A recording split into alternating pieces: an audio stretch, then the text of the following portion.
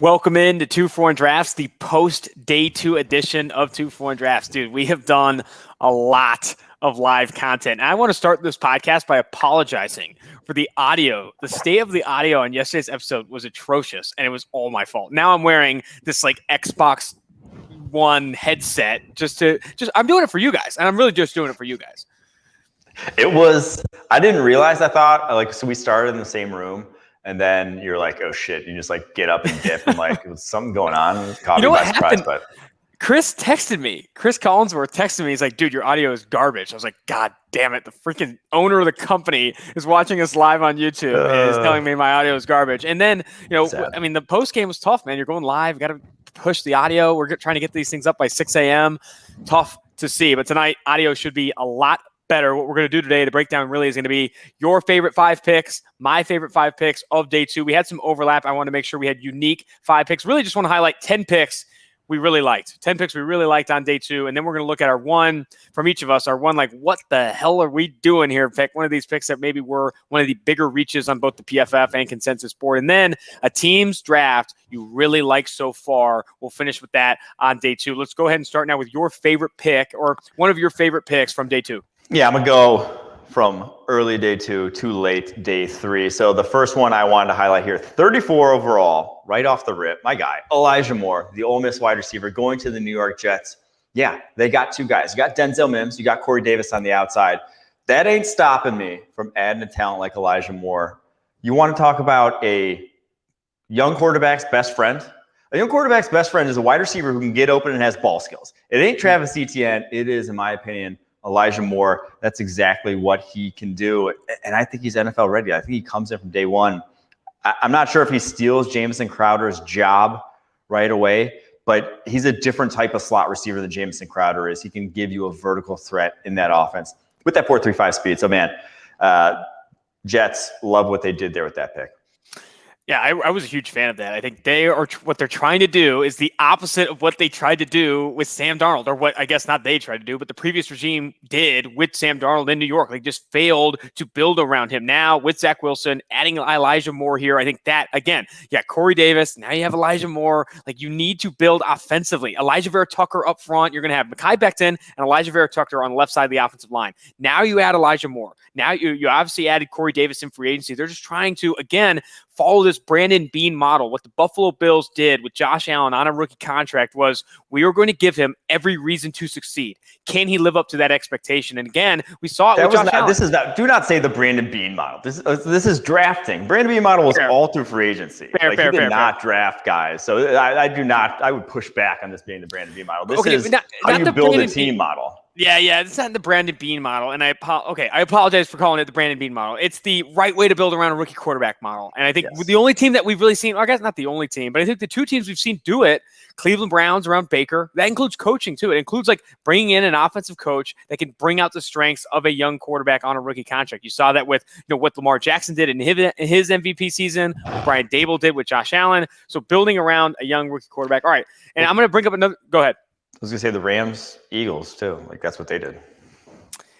I'm going to go ahead and bring up a pick that I really liked that is another example of trying to build around a rookie quarterback. The Chicago Bears made a move to trade up and get Tevin Jenkins of Oklahoma State. They drafted him at number 39. A big concern with Justin Fields. They traded up, obviously, in the first round to go get Justin Fields at number 11, what I call the steal of the draft. And then they trade up again as they see Tevin Jenkins of Oklahoma State falling a little bit to add him at right tackle. He can come in and start at right tackle over Jermaine Ifedi right out of the gate. Like, that is a huge win for Chicago. You need to protect Justin Fields to avoid some of those holding the ball too long concerns, what he's done under pressure. I think that was a huge move for Chicago. They are, again, Matt Nagy. So you see 2 trade-ups here. Matt Nagy and Ryan Pace are making a handful of short-sighted moves, trying to keep their jobs. And we had Thomas Dimitroff, former executive of the year in the NFL, come on the show, and he brought up, like, hey, Ryan Pace and Matt Nagy are really fighting for their lives here. And I think you see it with the aggressive moves they're making. I like the moves they've done.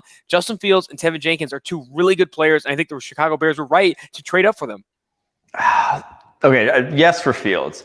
This one, I think this one goes right to your favorite term. I think this is your favorite term of draft season. You should trademark this, and it's overconfidence in your evaluation. They move up 13 spots. And it's more with they don't have the draft capital now. They just gave it up for Fields. You don't have you need the young guys now. You need all these draft picks you can. Dylan Radins was on the board at 52 where they initially were. Like they could have stood pat and gotten that guy at 52. They were 31 and 32 on the PFF draft board at the tackle position. You wouldn't have had to give up extra draft capital to do it. So that's my take on that. So I'm just going to disagree with you a little bit. But in terms of the player they got, where they got it, yeah, it's a good value. I guess that's fair. I mean, I don't think it's necessary as much as them being overconfident in their evaluation is just making sure they got help there. But I do think, you're being overconfident that that's the tackle you wanted. I just think they knew they wanted to tackle and they felt really good about it. So maybe they are being overconfident in their evaluation. I just like them being aggressive, like being aggressive when you're trying to like shoot the moon with Justin Fields here and like keep your jobs. I kind of respect it. I respect it. What's your next pick? My next pick is Christian Barmore at 38, the New England Patriots. We've obviously, if you've listened to this podcast at all, you've heard us pump up Barmore's tires. And to go to New England at 38, and we talked about it on the show, they got negative trade value. Like that is uncharacteristic of the New England Patriots to give up more than they got back for like a non-quarterback to really make a move and go up, which means they love this dude. They thought highly of him to go up and get him and trade with Cincinnati here.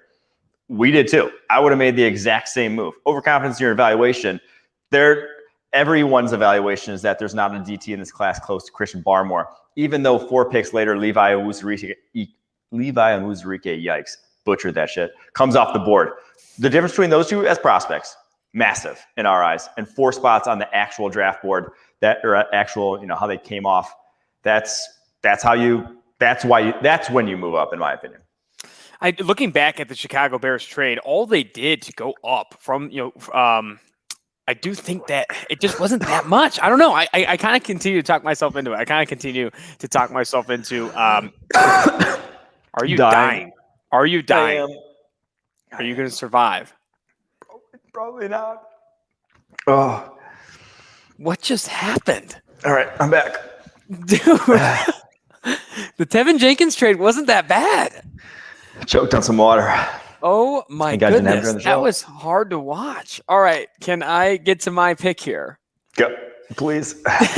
All right, Trevon Moehrig, TCU safety. I think a lot of people make the joke that if you flip the Las Vegas Raiders draft, opposite and say they took Trevon Moehrig at 17 and then Alex Leatherwood at 43, it looked like a good draft. I don't like to look at it like that. That's fairy tale land.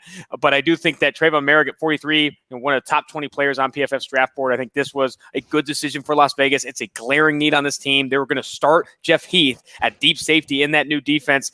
That would have been hard to watch. I think Moehrig here, that's good value. Yeah, I agree. I cannot hate on this pick whatsoever. It is fantastic value. The only question I have is, the exact role. They also then added a safety later, Divine Diablo, who, ideally, if you're not moving into linebacker, he would play Jonathan Abrams' role. So got a lot of dudes there, and how that's going to shake out remains to be seen. But where they got Moehrig, yeah, that's one of the steals of the draft, in my opinion. All right, what's your next pick? My next one. If you don't die, as long as you don't die on this. I'm alive. Trust me. I got a few more years in me. Just a few, though. Asante Samuel Jr., 47, to the Los Angeles Chargers. Longtime listeners of the pod, this was a long time coming. You guys knew it. I said, Asante Samuel Jr., Staley scheme. I probably said it a dozen times over the last 3 months. One of the best fits. Like, he is going to succeed there. There's no doubt in my mind. Now, I probably shouldn't say stuff like that. I can come back and haunt me. But there's no doubt in my mind he's going to succeed there. This dude was built to play in it. So to get him at 47 when I said I would have taken him at 29. I would have taken him at 29 if I was Green Bay Packers over who they got in Eric Stokes. So great value there. All right, my next pick here, I'm jumping to Sam. I like 2 of the picks. Can I do 2? A little 2 for here. Sam Cosmi going to the Washington football team at number 51. And they grabbed De'Ami Brown, the UNC wide receiver, at number 82. 2 guys that I really like a ton. I think Sam Cosmi at 51, I know everything has to change about his pass sets and his technique at the next level. But to get an athlete like Sam Cosmi at 51, a guy that I think could develop into a legit left tackle in the NFL, I think is a huge move for them. And I also like De'Ami Brown a ton. I mean, he was 45th on PFF's draft board. adding him with Terry McLaurin, Curtis Samuel, you have Ryan Fitzpatrick there, like that offense. This is the receiving core you want for Ryan Fitzpatrick. I do think both those picks for Washington on day 2, guys that, De'Ami Brown before the draft, Rappaport was talking about him potentially sneaking into the first. Sam Cosmi was mocked in a handful of first-round drafts. So to get a guy that a lot of people saw as a top 40, top 50 players on day 2 like they did, I think was sweet. Yeah, and Cosmi, the most athletic tackle in this class. The guy is a freak, and what he can do. And you love the freak athletes that are projects that are already doing it well, like a pass blocking rate over 90 this past year. Mm-hmm. Like, you love it when that's already translating the football field, because when the guy actually, starts to refine, starts to get a little more consistent, then it only goes to, the sky's the limit then at that point. So yeah, Washington's draft, easily one of my faves. This team, though, we're going to talk about a little later when we do our favorite team. Jeremiah Owusu-Koramoah, 52 to the Browns, trading up to do so.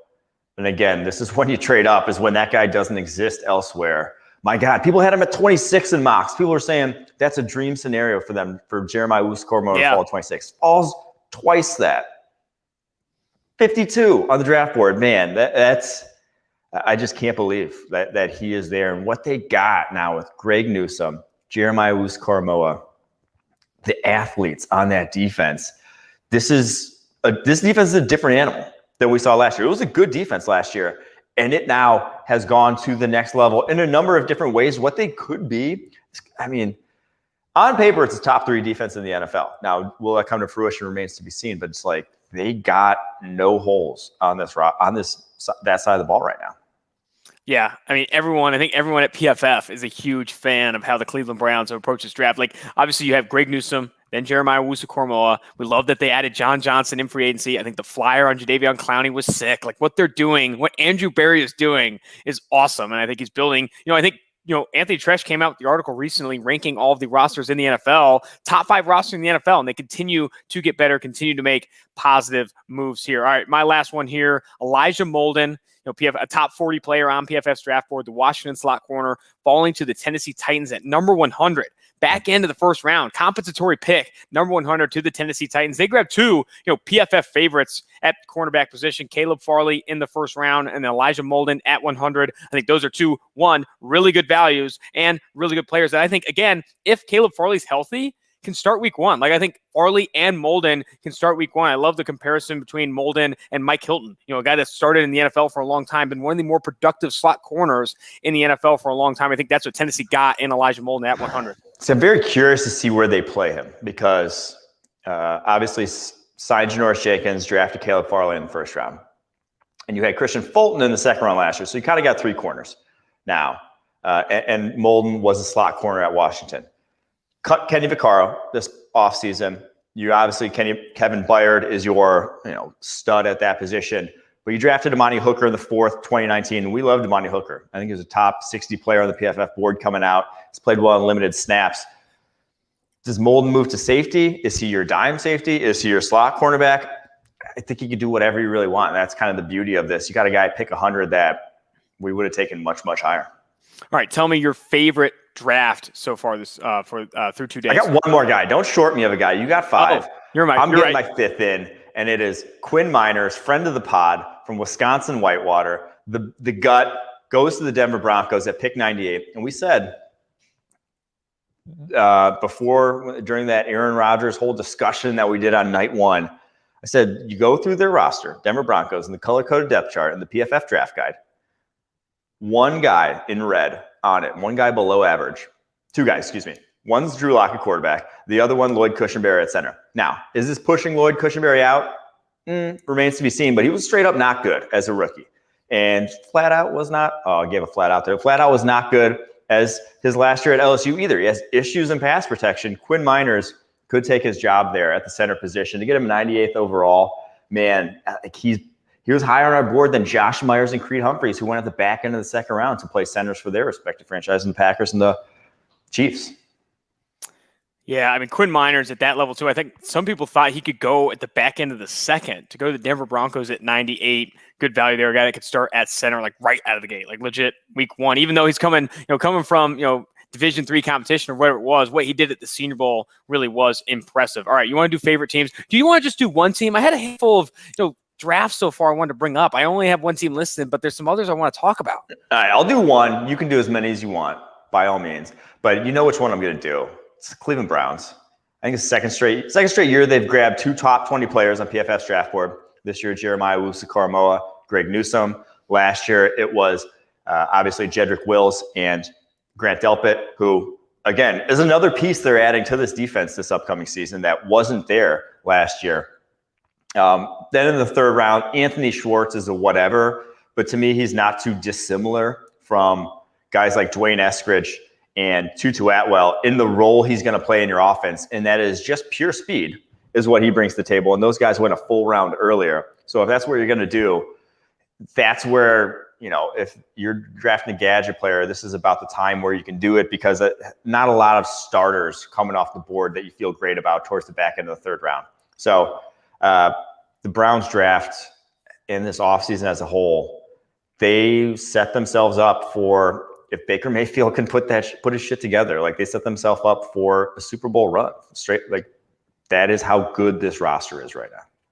Yeah, man. I mean, it's practically working off the PFF draft board. I think the other, the team that I wanted to highlight was the Los Angeles Chargers. I think I really like what they've done in this year's draft. I think it starts with pick 13. It's not a sexy pick, and not a lot of people are going to talk about it, but getting Rashawn Slater at 13, who can play tackle, guard, or center, whatever the Chargers want him to do. Obviously, you want him to start at tackle, but still can do so much. He can do all those different things, has positional versatility. And then one of your favorites, I would have had him as my favorite if you didn't have it listed, Asante Samuel Jr., perfect fit for that defense, a value, PFF's number 29 overall player. They get him at 47. Another PFF favorite, Josh Palmer of Tennessee. They had him at 77. Those first 3 picks right there. And we talk a lot about, in your draft, you need to hit on your top 100 picks. You need to hit on your first three to 4 picks. I love all 3 of those picks for the Los Angeles Chargers. I think this was a huge win, a huge step in the right direction for a team that is on the rise in a lot of ways. Like if Justin Herbert doesn't regress significantly and can maintain, if not slightly improve in some areas next year, I mean, this is a team that's not necessarily competing for the division title with, Patrick Mahomes in the AFC West, but still a team that continues to steadily improve both offensively and defensively. I think the Los Angeles Chargers making some power moves over there. And those first 3 picks were just fucking batting practice fastballs right down the pipe. They just like those guys falling to those spots, and with the needs they have in that roster, what they are, it's just like the name was on the card as soon as the one prior was turned in, and they just knocked that shit out the park. Fantastic. Like Chargers, definitely a draft that can put them in contention in the AFC West, like from tomorrow. You love to see it. All right, anything else you want to touch on here before we break? Kind of a short, quick reactions podcast here. We're going to do our WTF picks. Oh, that's right. There were a few in the second and third round that obviously I disagreed with. That's always going to happen.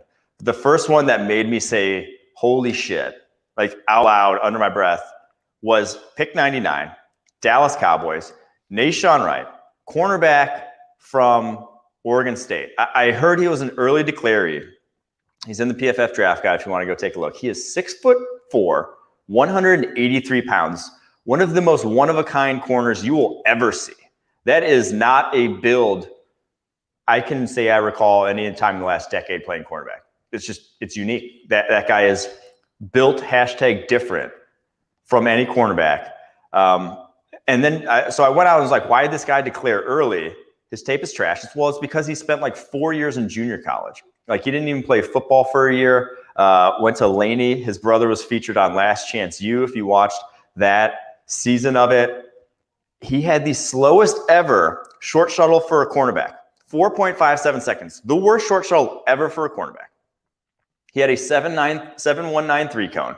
The dude cannot change directions to save his life, but he is long as hell and is 6'4" at the cornerback position, former wide receiver. Like it's an interesting body type. I don't know how the hell it works in the NFL with the athletes that are at that position nowadays. I don't know how this guy can see the football field. I just don't, with the way he's can't change directions. Man, just ripping that pick apart, dude. That wasn't a pick you did. I couldn't, I thought he was talked about as a prospect. because of his brother and the fact that like they were featured on that show, Last Chance U. Like that's why I thought like people brought him up. I didn't think he was a legitimately draftable guy. He wasn't a draftable grade in the draft guide. I mean, another player on that same list. I mean, he wasn't even on the draft guy. Brandon Stevens of SMU, drafted at 104 by the Baltimore Ravens. But I'm going to go up a little bit further for the pick. I'll highlight. That was more. I didn't hear that guy's name. He didn't grade out that well this past year, so I haven't watched a single snap of that guy. Sadly, might have to go back and watch a little bit of him. I do think the pick I was going to highlight though is that the Las Vegas Raiders continuing to reach on consensus players. I think Malcolm Kuntz, the edge defender from Buffalo, kind of an undersized guy, has some athleticism there, but still. Overall on PFF's draft board, 167. I think if you look at the athletic consensus board, he was like in the 190s, maybe like 195. We were high on Malcolm Kuntz, and you take him at 79. And honestly, Divine Diablo, I know you're a big fan. He's 99th on, not a big fan, but better than obviously Malcolm Kuntz, 99th on their draft board. But like, where's he going to play? A lot of teams want him to play linebacker. They just signed Corey Littleton, that monster contract. They had Nick Witkowski. You continue to just scratch your head. I mean, there's some reports out there that like Mike Mayock and that front office might be like they might be moving on from him. Like, I don't know what's going in Las Vegas. I don't think they do either. Yeah. I mean, you as a Raiders fan, me as a Packers fan, we've been going through it. Like the drafts of late, not lining up even close with the PFF draft board, sadly. But we shall see how they end up turning out. Man, it's interesting. And again, I think something to couch that too with is like if it doesn't follow the PFF's draft board, if you're not drafting PFF's top available guy every single time, we're not going to hate all of those picks. I think it's more when you look at. I think when you compare it to the consensus, or you compare it to like how's this guy going to see the football field? Me and I mean, there has to be more to the conversation. It's not always like, oh, the player I liked more here is the better pick. It's like sometimes attacking. It's like it's more how many people are saying that pick's great. Yeah, I mean, I agree. How many people are agreeing? Is that? And what is that, Mike? The consensus. That's literally what the consensus is. No, there's more to like there are guys that are high variance plays. Mm-hmm. Like there are guys that some people are super high on, others aren't. Yeah. There's no one that's like super high. There's no one saying, there's no one saying Alex Leatherwood's the 17th best player. Like it's the fact that no one's doing it. Fair. It's the consensus board is an average. There's not even like no one is saying that, Eric Stokes is a top 20 player in the draft class. No one's saying that's a value pick. Yeah. Anyone that's like saying it is like, oh, that's like, okay, that's still but I'm interested. I'd like to have this conversation at the back end of the podcast here. Like, you brought up like my favorite expression, don't be overconfident in your evaluation. But an example of being maybe overconfident in your evaluation and trading up for a guy that's falling, like Tevin Jenkins traded up for. I believe the Las Vegas Raiders traded up to go get Trevon Moehrig. The Browns trade up to go get Jeremiah Owusu-Koramoah. At a certain point, when you start to see guys falling that you feel are first-round players, because I think the overconfident in your evaluation really shows up in like the top 40 picks. Really does. Like you got to be careful there. After that, it's like you're trading future fourth rounders to go up and get a guy, especially if you see a guy falling. I start to get more on board. Yeah, day two trades, like it is the trades where you're actually giving up another player or another pick, I guess, which is another player that is at a draft position that you would expect to start right away. So that's probably a top 75 pick. If you're giving up a top 75 pick, you gave up another player that should start for you right away. And that's always when we say, okay. Exactly. No, but if you give less than that, then that's a different conversation. That is a very good take. All right, let's end there, man. I really, this has been insane. We're going to be on Sirius XM Radio from 8 a.m. to 10 a.m. tomorrow. Yep. We're going to be on 8 a.m. to 10 a.m. tomorrow. And then we have the live draft show from 11 a.m. to like 6 p.m. tomorrow. We are going to be grinding this out. Make sure you go to pff.com. Check out the pff.com live draft tracker. You can watch obviously the show there. And we have live pick-by-pick analysis, live pick grades on the draft tracker on pff.com. Also use promo code DRAFT30. Draft 30 saves you 30% off any PFF subscription. Until next time, man, this has been a grind. The 2021 NFL Draft. We are now 2 days in. Mike Renner, Austin Gayle, 2-for-1 drafts.